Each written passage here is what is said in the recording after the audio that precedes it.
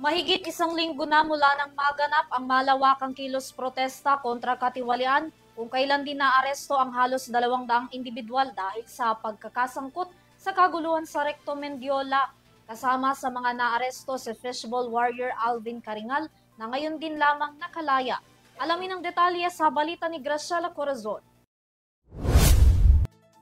Nakalaya na si Alvin Caringal, 33 years old na binansagan bilang fishball warrior noong Trillion Peso March matapos siyang hulihin ng Manila Police District o MPD sa gitna ng malawakang kilos protesta kontra korupsyon sa Maynila noong September 21, 2025.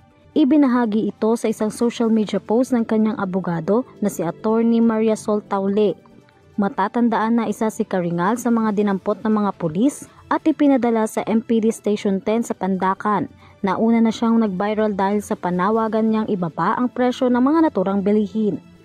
Noong September 22, dumulog ang ina ni Alvin na si Maine Caringal kay Attorney Mariasol Taule sa labas ng MPD.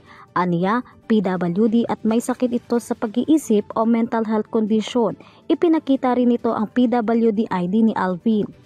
Samantala, nagkasa na magkakaibang kilos protesta ang libu-libong radihista kabilang ang mga sikat na personalities sa magkakaibang lugar sa bansa noong September 21 upang ipanawagan ang pagpapatigil ng lumalaking korupsyon sa bansa.